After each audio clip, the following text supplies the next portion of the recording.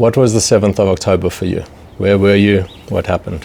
So at the 7th of October, it was Simchat Torah, Shabbat. We were just finishing eating and drinking our coffee before going to shul. We were all of us, the 5 of us, at home. We were just closing the door to go out for shul, and then the sirens went on. So we immediately went back to the house, sat in a room that we thought was secured. But the siren went on, and we heard bombing, booming. We felt something else is going on. It wasn't the regular stuff that we get every once in a while. So we turned on our cell phones to see what's happening and the radio, and we heard that really something else is going on. Ben immediately opened his phone. He was released from the army. He wasn't supposed to do anything with the army because he was supposed to start a new course in special security services in Israel. But he opened his phone, and since he was supposed to start a new course, he knew how to speak Arabic, and he was on Al Jazeera, Telegram, Arabic, and everything. So our news sites were in a big confusion, but the Arab sites were on top of things. So he saw everything from Al Jazeera and Arabic Telegram unfiltered, and he saw some terrible things, and he told us, I'm going to help, I'm going to defend. Something really bad is going on, and I'm going to be there. So we told him, you have nowhere to go because you're not supposed to be in the reserve service because you're off to your new course that's supposed to start like 5-6 days from now. You have nowhere to go and you have no weapon and everything. We thought he was exaggerating. Meantime, me and Tzvi got messages to come and donate blood. Our type was needed. So we took the car for the first time in our lives and went on Shabbat to donate blood, thinking the 3 kids of us are together, home and safe as much as we thought they are. And while going to donate blood, the place was packed and full. Ben called us and said, that's it. I found a ride. I'm going up north to get equipped, and then I'm going down south. I have to do it. That's my mission, and that's what I'm going to do. So we said, good luck. May Hashem be with you. Take care. Inform us in every step what's going on, and do what you have to do. So he got, in some way, a very long way, released from his frozen reserve military service. There is a need to be in order, so he made himself be in order and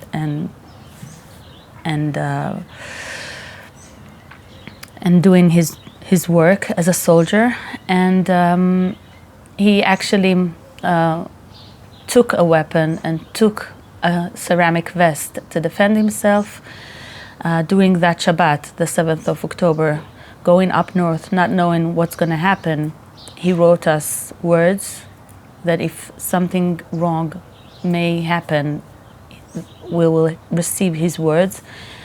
Even though it was Shabbat, but he had some clarity, and he wrote amazing words that he sent to 2 of his friends, telling them not to open it just in case. He had lots of friends, so he trusted them. And then after 2 days north, he went down south and started to work on vehicles, thinking that the entrance to Gaza is going to be soon and he wants to be prepared. We went to visit him once before Shabbat. He said he's going to be in a more safer place that we can come and visit him, and he really wants us, if we can bring him Sidur for Shabbat with Sefer Bereshit that's just started. I thought that's what you're thinking about. You're going into a war, but it was important for him. So I managed to bring challah that I baked and chicken and potatoes and everything, that he will have the sense of Shabbat. And we went there. It was quite a frightening drive because we heard booms all way long, but it was a great time to see him. We were so worried, so we saw him. And after that, he came home for small breaks. After entering Gaza and everything, we kept in touch as much as there was a reception where he was and when he received his phone. So not so much, but he managed to tell us, to send us signs that he's okay. He came back 4 times for small breaks from Gaza. And after the 4th time, he didn't come back.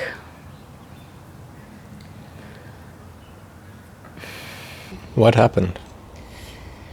So during the humanitarian break, he had a small break. He came back home for a Friday meal. He had like 12 hours out. So Friday noon, he was debating if to come back home or not, because it meant that he's going to drive on Shabbat to his base. So he was asking us for advice. He wasn't so sure that he wants to go back home and drive on Shabbat, but Zvi told him it's a war. And if you have time off, just come home. You'll have a Shabbat meal with us. That's important too, for your soul, for our soul. Just come back home. It's pikuach nefesh.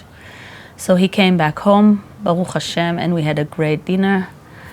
Friday dinner together with all his siblings, and he met friends from Bnei Akiva and from the army, and he met a friend from the army who told him that he's having new soldiers that he trained that are going into Gaza for the second time. That's going to be their first time, but the second entering to Gaza after the humanitarian break.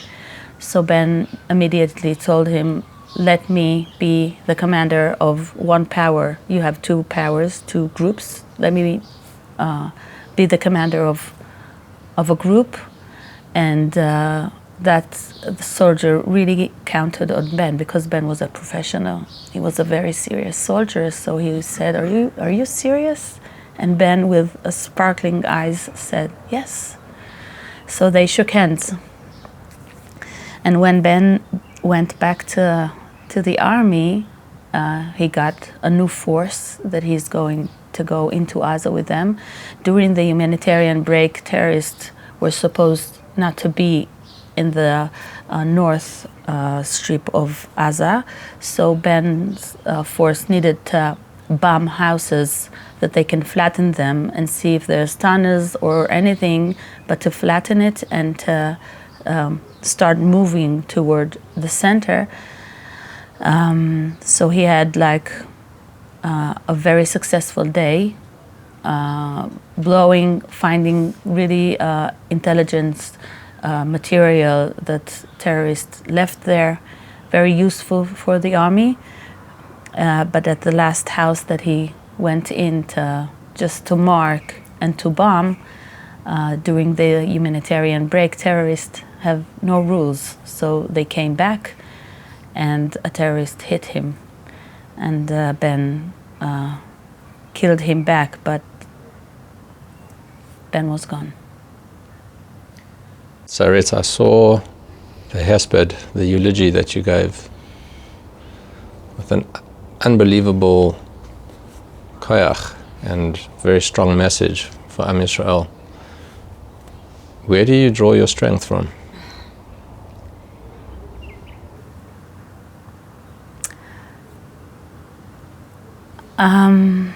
Since October 7th, everything is so difficult. And me being a mother who knows her child is fighting there, and a citizen and a mother to another 2 children at the house, love Medinat Israel, care for Medinat Israel, I was so worried. And I wanted to hear words that will make me stronger. So seeing all the flags, knowing how Ben went to battle with his mindset and a great ideology that good must defeat evil and we must defend Am Yisrael, I said words that I wanted to hear myself. And I am a great believer in words, and I'm a great believer in hope. I have so little courage in a lot of things that I do at my everyday, but I have the courage to hope for a better place, for a better world, for a better future for Am Yisrael. And I know that the story of Am Yisrael is so long. We have a glorious past. I tell stories from the past. It's a legacy that I'm so proud of, but we have the present and we have our future. And we can't go to despair or close our eyes or, I don't know how you say it in English, but we can't fall. And our soldiers, my son, went to fight for our lives, and my words are fighting for our lives also. So words does make a difference. Believing makes a difference. Hope is a great thing that makes us be stronger, build, and prosper. And it's a work. It's an effort to put these words out, but it's necessary. What have you seen over the last 6 months within Am Yisrael that gives you that hope? So after the 7th of October, while starting to open our eyes and dealing with what's happening, the spirit in Israel was unbelievable. Spirit in Israel from each other. People were going to pick cucumbers, to wrap boxes for soldiers, to host people that were evacuated. The spirit was unbelievable. People were working mamash, neglecting their work and doing everything they can for Am Yisrael, smiling to each other, trying to encourage each other, going to visit friends, sending all sorts of we received, like, because our son was in the army, we received from people that we don't know, chalot for Shabbat, vegetables, fruits, everything. The togetherness was amazing. I went twice. I didn't have the koach because I was so worried for Ben since the 7th of October, but I went twice to pick peppers down south near Kerem Shalom, which is down south, hearing all the booms, but feeling that I'm doing something for somebody else. And everybody around me were people of all ages doing that exact same thing. And one time I went to Netivot, which is down south also, preparing hot food that they brought into Gaza for soldiers. And people are there that worked with me are people from Netanya and Ra'anana and Jerusalem, making an effort to do the best. So the spirit of Am Yisrael, the actions that Am Yisrael did, and the love that we received from aboard, people are paying for standing with a credit card, helping soldiers to come back to Israel just to help, sending all sorts of equipment that is needed. That's, I don't know how to say it in English, but it's not just koach, it's not just power, it's machpil koach. It's like doing it 10 times more. We're feeling, we felt it, and it gave us koach to do more. The spirit was unbelievable. Now it's a complicated time because it's very hard to hold this spirit for a long time. But that's also an effort. That's also a choice. That's a choice that I make, and I try to do my best. And a lot of people in Israel and outside of Israel have that responsibility to continue in doing that. It's work. It's not just happening. You have to work with it. So what would your message be to Am Yisrael at this point in time, given our challenges, what we have to face now, how do we think? Not to lose hope, not to be confused what's right and what's wrong, what's good and what's pure evil. Have the courage to say it out loud to your family, community, and outside of your communities. We must not be confused. We must remember what happened and what we are fighting for. I don't have a weapon. I'm not going to fight, but my words are my weapon. And I think everybody's word is a weapon. So everybody will find his way of contributing to our nation. My contribution is words, smile, and giving koach to continue until this story is going to end. And it's going to end with good ending, because we are on the right side. And being Am Sgula and Or LaGoyim is a work that needs to be done, to be a mensch, to be a good person, good human beings to the surrounded, and not for a minute to forget that there is hope, that we're fighting for hope, for education, for peace, and the courage to say it out loud. It's not naive, it's the truth, and we must fight for it. Thank you for telling your story. I know you've been going to many different communities telling that story. What's been your experience in South Africa? South Africa is a very interesting place. First of all, it's a so nice piece of land, and people in South Africa received me with great warmth and love and smiles, and that gave me a lot of koach to know that there is brotherhood and sisterhood and Jewishhood. I think people in South Africa knows that they have a home in Israel, where they have family, a broad family, but the people in Israel, and I now see it in my eyes, we know that we have family outside of Israel, and that feeling is unique and special and precious. Sarit, as you know, this war has many different fronts, one of them being a front that encapsulates the whole world online. And Jews all over the world face hatred all the time. I know for the projects that we do, we put something out online and it's just hit with a wave of hatred from other parts of the world.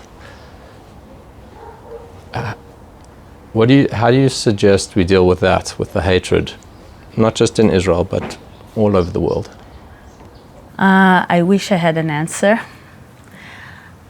I just want to say that the war that was opened on 7th of October was so smart, because it was not just the war that we faced in Otef Aza and up north.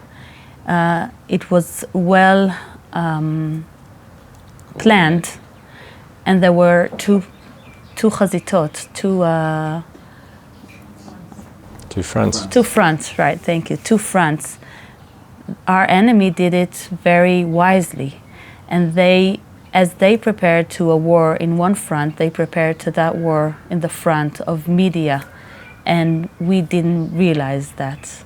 So now we're trying to catch the thing, but it's important front to deal with.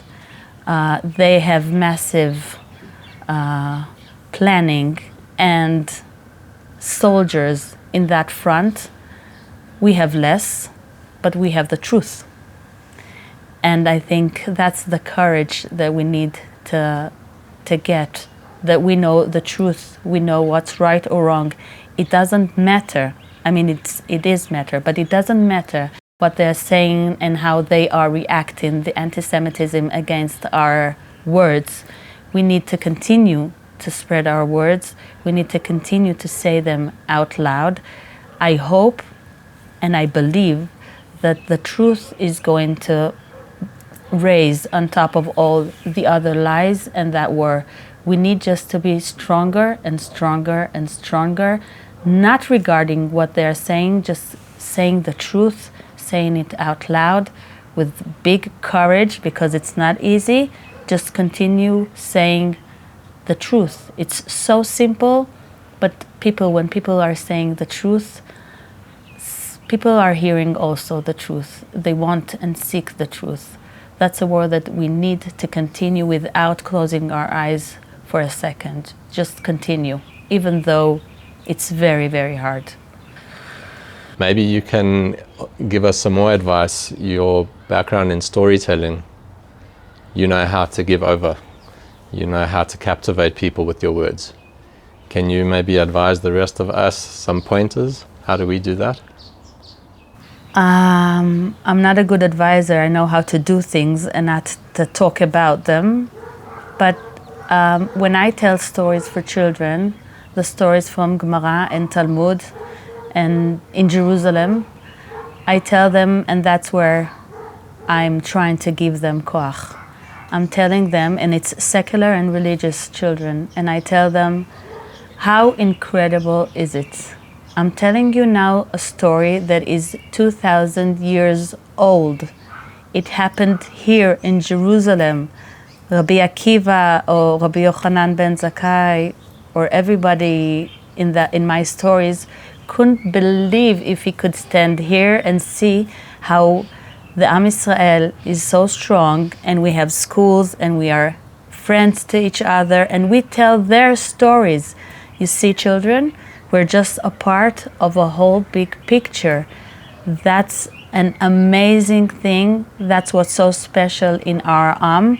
And what's more special than that is that I'm telling you these stories that I read and kept, and I'm telling you these stories, and one day you're going to tell these stories to your children and great-grandchildren, and it's going to last forever. We're a part of a whole big story, and you are a part of it. And what's happening now, it's real, and it's going to continue for many, many years. And after I say that to the children, they have like a big, proud smile on their faces. I know that not everybody's going to remember my stories, but some of them are. And that's also a big hope for Am Yisrael, to continue our tradition and stories forevermore. It's a beautiful message. Thank you. What would you like to see for Am Yisrael and for the world in the day after the war ends? Yeah. First of all, I would like to see all our hostages back with us.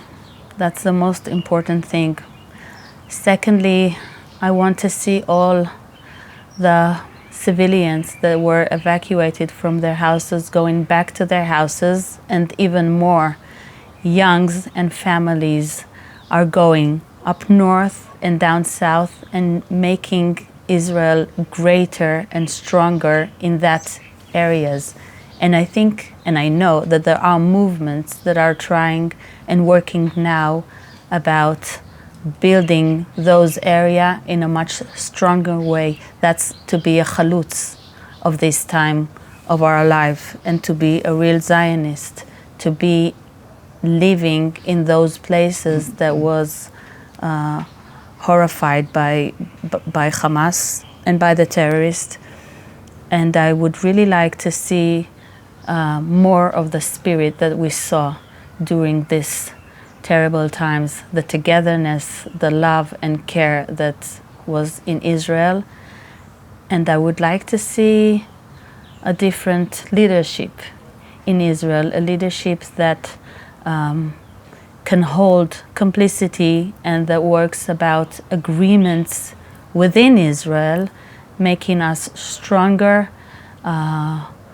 not going to the extremes, just to have a really radical center that holds many opinions and many different types of thoughts and ways of lives, and trying to make a better Israel that will stay for the next 2,000 years.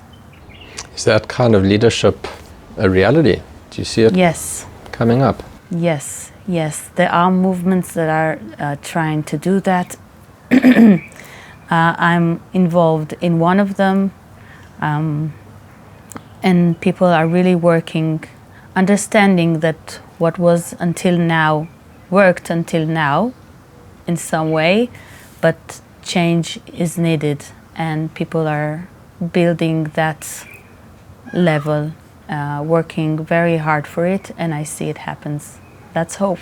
That's the courage to hope and to believe that it's going to happen. Yeah. I said it at the beginning, and after hearing you speak, I'd said even with more conviction that the whole of Am Yisrael is with you and behind you. We appreciate everything that you have to share with us and to help guide us. So thank you for being here, and thank you for telling your story. Thank you.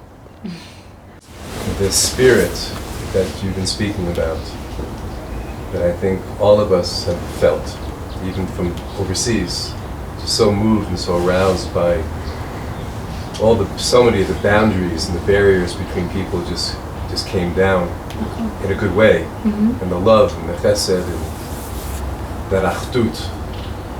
Is there a movement to try and keep that going, like a conscious movement? Because it seems like it's the glue. It's so crucial in this context.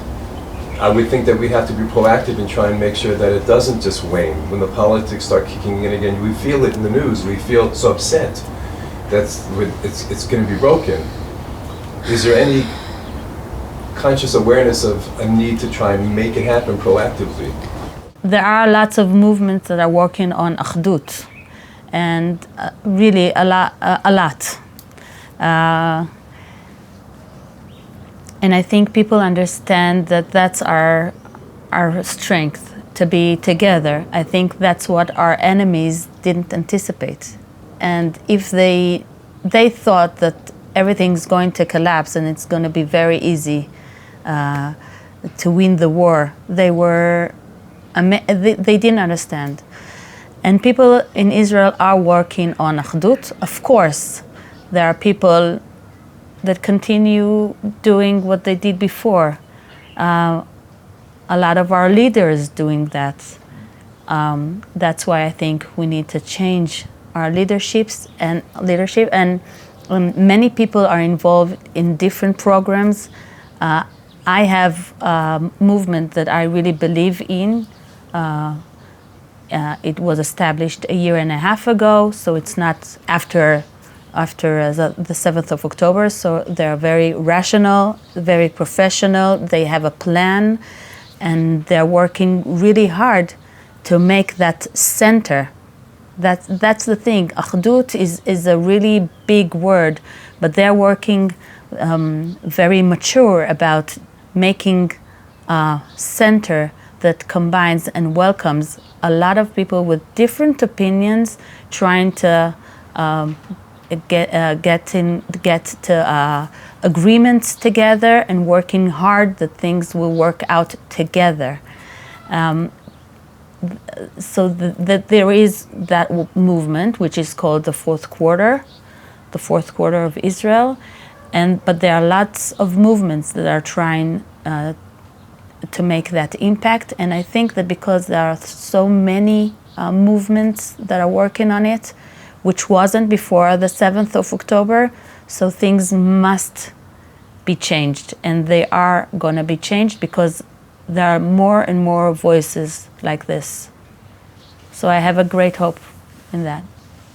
I'm not a person of messages, but I do have, like, one message is to have courage, to believe that this story is going to have a good ending, not to go to despair, just to be stronger and stronger. We have each other. We have the Jewishhood around the world. There is a house to all the Jews in Israel. just for a visit, for longer. We have a place, Am Israel, even though we're dealing with such rough times, we have the privilege to have Medinat Israel, Tzva Hagana Israel, and all the wrapping around of the Jewishhood around the world. We must be stronger than our enemies to win this war. That's it.